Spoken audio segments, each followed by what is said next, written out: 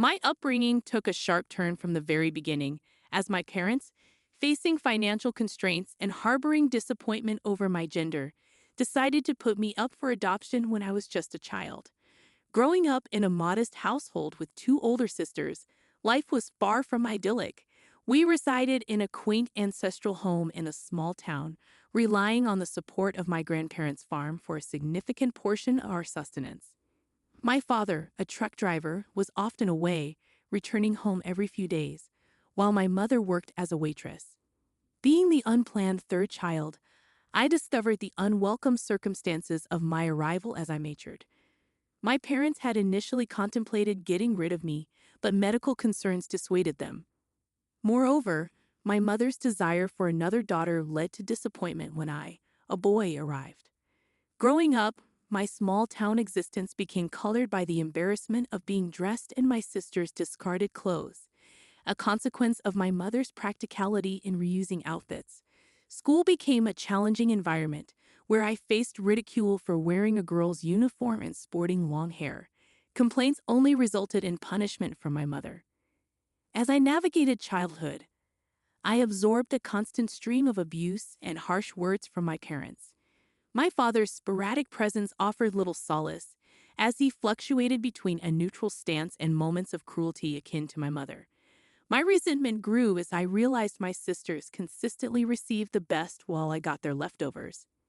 Rebellion became my coping mechanism, a response to the injustices I perceived. I wasn't a saintly child. I directed my frustration towards my parents, holding them responsible for my misery. Grounded and left to fend for myself, I faced the struggles of a 6-year-old grappling with an unjust reality. A pivotal moment occurred when severe bullying in the playground pushed me to the brink. Upon discovering my sister's new holiday clothes, I succumbed to a fit of frustration, cutting them into confetti. While I regret my actions, they stemmed from a place of pain rather than malice. Instead of understanding my turmoil, my parents deemed it a sin deserving the harshest punishment. They decided to put me up for adoption. Despite waiting for a month, no one stepped forward to take me in. The frustration that followed was directed at me, reinforcing the narrative of my perceived worthlessness. In the midst of it all, I overheard my mother expressing how unwanted I was, further deepening the wounds of rejection.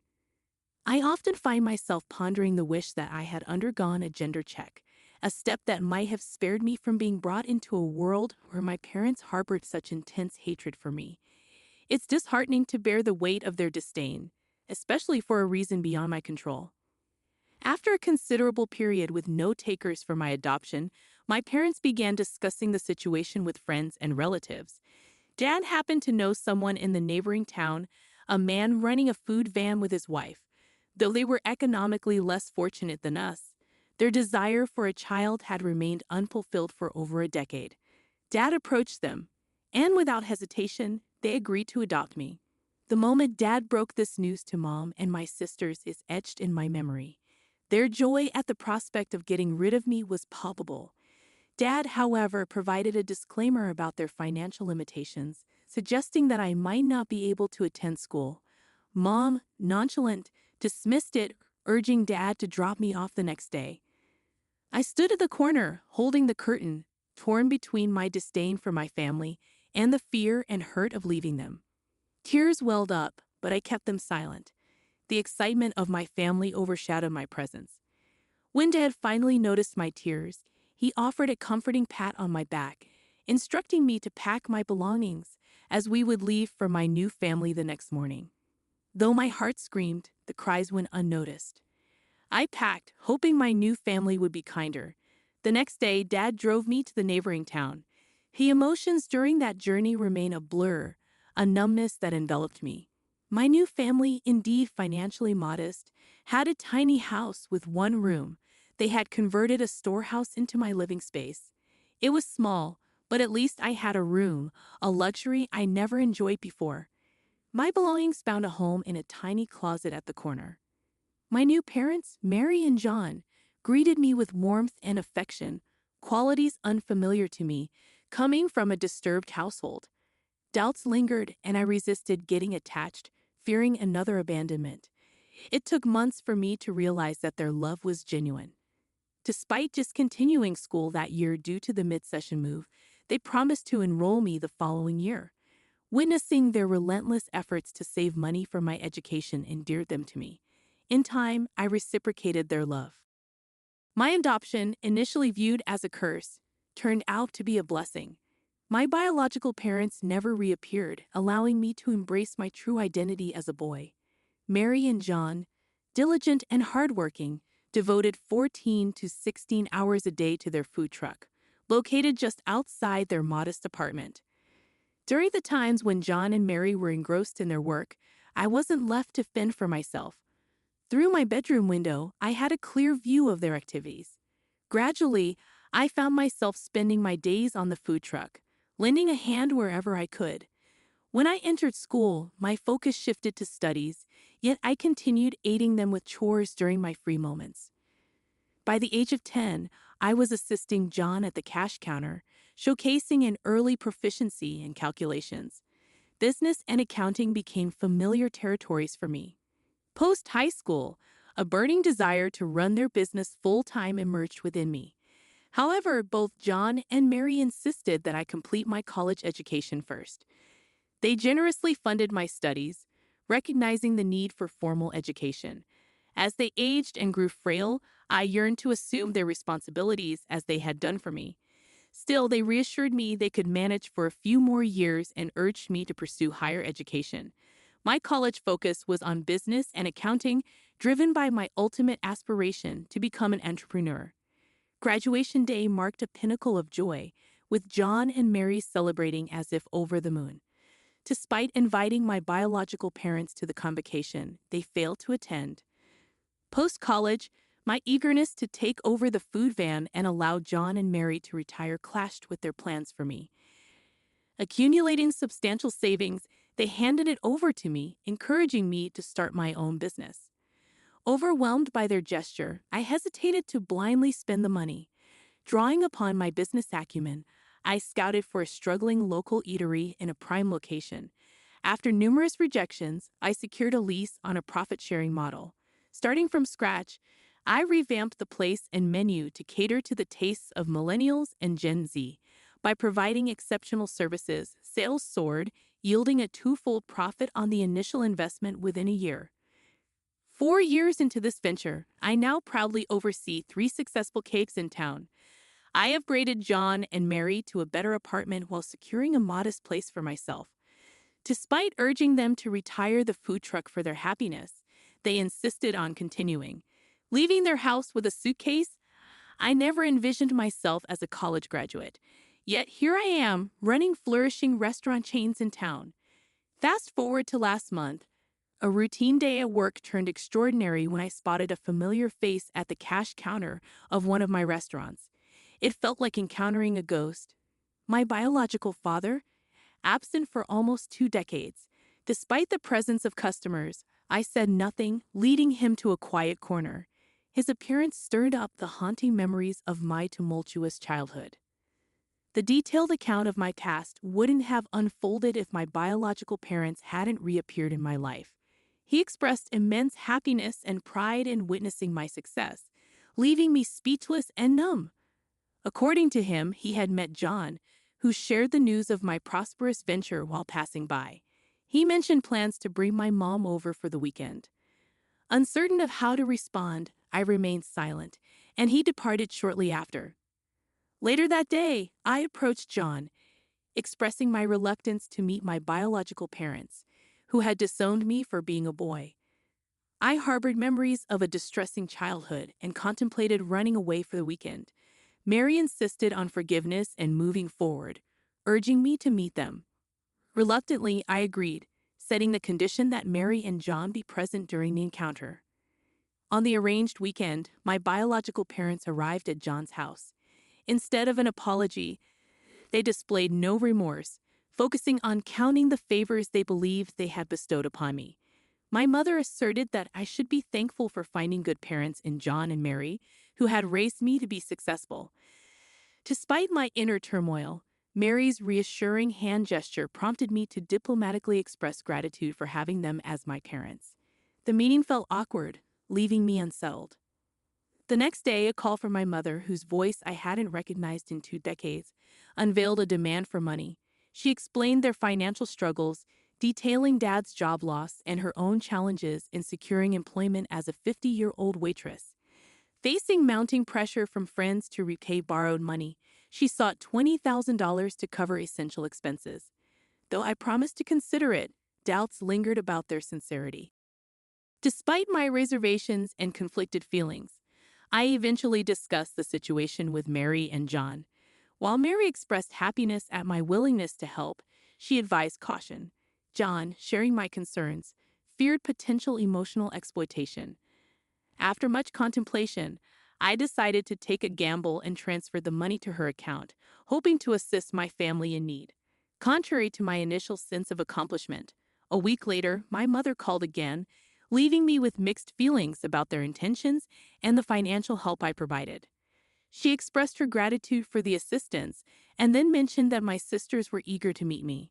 In that moment, I sensed a genuine desire from my family to reconnect. Despite the wrongs my parents had committed during my childhood, I harbored no ill feelings towards my sisters.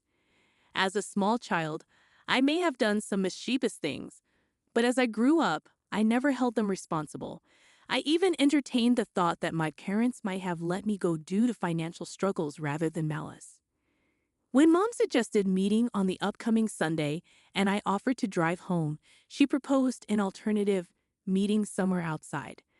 I agreed without dwelling too much on it. After the call, a sense of uneasiness lingered. Why didn't she want me to visit home? Meeting family after so many years? Wouldn't it be more natural to call them home instead of opting for a restaurant? Nevertheless, she sent me the details of the restaurant, and it turned out to be one of the fanciest in town. At that moment, my focus was on the fact that they didn't invite me home. I joined them at the restaurant, and the reunion with my sisters brought a momentary sense of happiness. However, when the menu arrived, they began ordering the priciest items, seeking the most expensive dishes.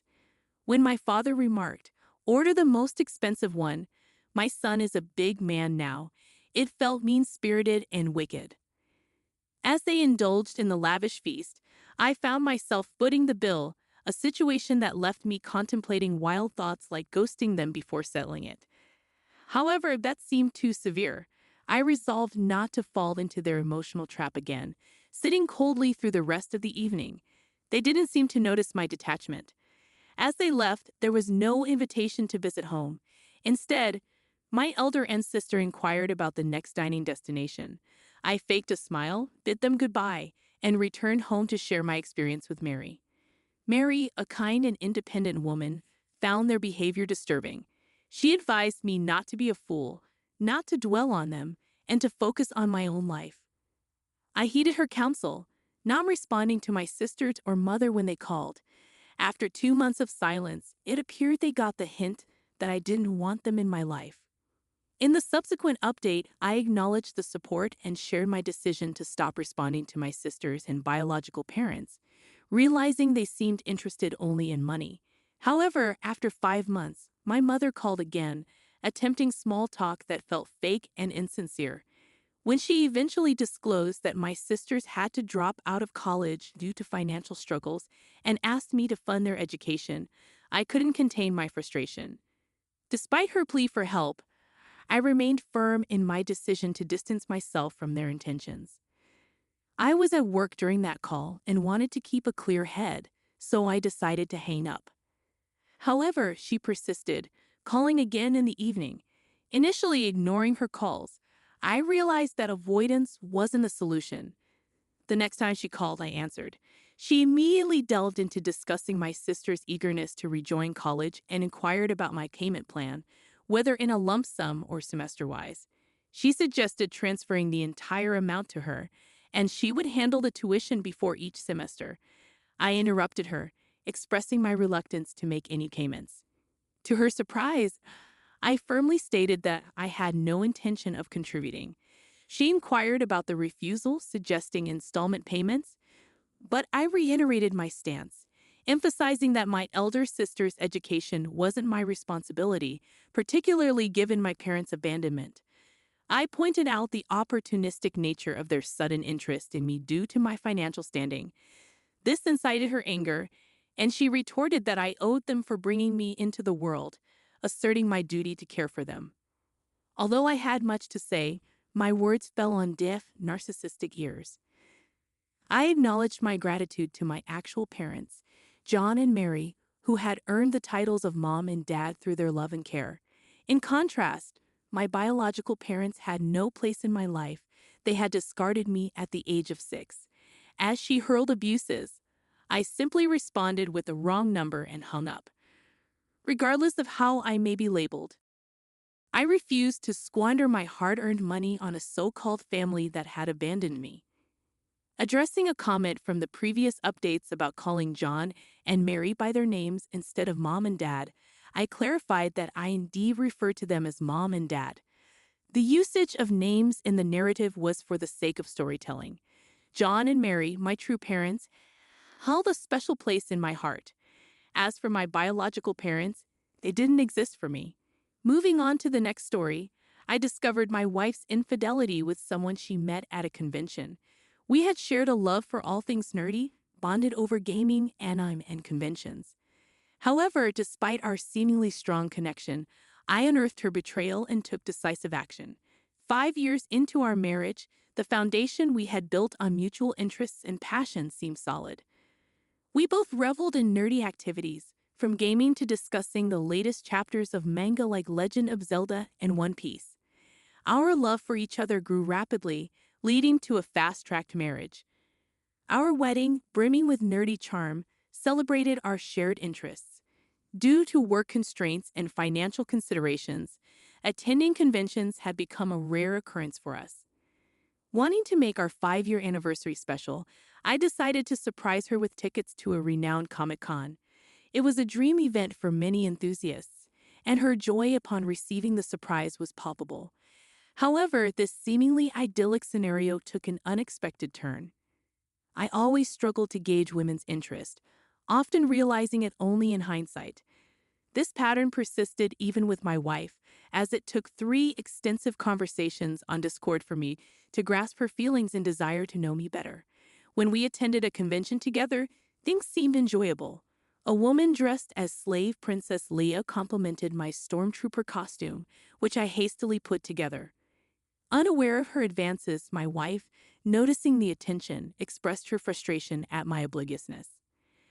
As the convention unfolded, we joined a meetup where a guy, dressed as Han Solo, engaged in conversation with my wife, also portraying Princess Leia. Their interaction intensified, causing me to step in and mention my role as the husband. Although he acknowledged me politely, he avoided eye contact. Confronting my wife later, she insisted there was nothing amiss, attributing his friendliness to a shared interest in Star Wars. Believing her, I brushed off the incident.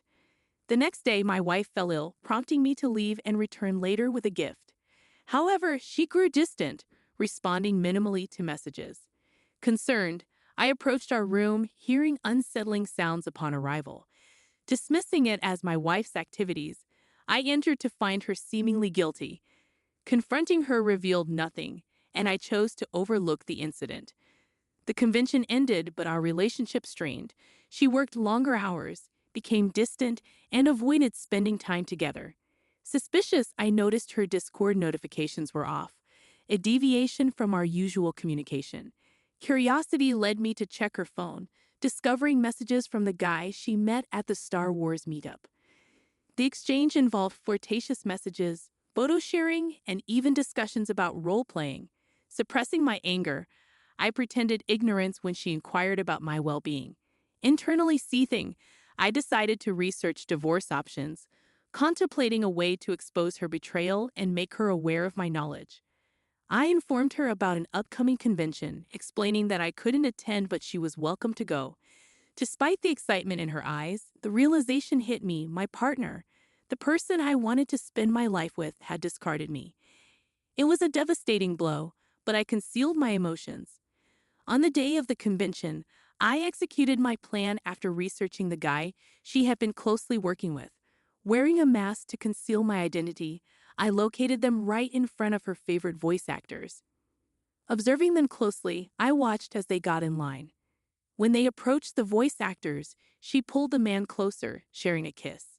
That's when I intervened, removing the mask and confronting her. She questioned my actions, and I accused her of cheating with him, presenting the Discord messages as evidence. The onlookers were shocked by the public confrontation, but I refused to let it go. I publicly declared her as a cheater, exposing her affair with the guy she had met at a convention. The celebrity present decided to take a break and left the scene, leaving my wife in tears, pleading for understanding. However, I remained resolute, citing her lies about going alone and uncovering her secret meetings and late nights at the office. Seeking solace in my decision, I refused to listen to her explanations. Upon returning home, I gathered my belongings, stayed at a hotel, and initiated contact with an attorney for divorce proceedings. Despite her attempts to convince me to embrace an open relationship, I remained steadfast in wanting only her. My actions gained attention on social media as someone recorded and shared the embarrassing confrontation. Proceeding with the divorce, I obtained the house and belongings, eventually selling them to escape the painful memories. Uninterested in her fate, the nerd community widely discussed the incident, creating a significant buzz on platforms like Twitter. Her boss eventually discovered the situation, but my focus shifted towards my ongoing quest for love, steering clear of a relationship